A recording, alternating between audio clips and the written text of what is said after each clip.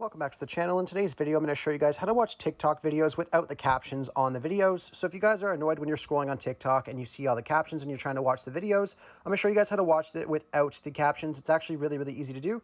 So if you just navigate over to TikTok and you want to find a video that you want to watch without the caption.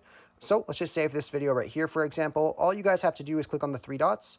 And then you want to click on Save Video. If you guys don't see Save Video here for whatever reason, it just means that the creator of the video turned it off on this video specifically because they don't want people downloading it. That was the only reason that you will not see the Save Video option there. So for this video, let's just click on Save Video. And what this will do is it will go into your photos or gallery, whatever kind of phone that you're on. So we can exit out of here and head over to our photos, scroll down, and then we will see the video right here. So then you're able to watch it without the captions very easily. Anyhow, I really hope I was able to help you guys out with showing you guys how to do this on your iPhones. If this does help you out, be sure to leave a like on it and subscribe for more. Thanks for watching.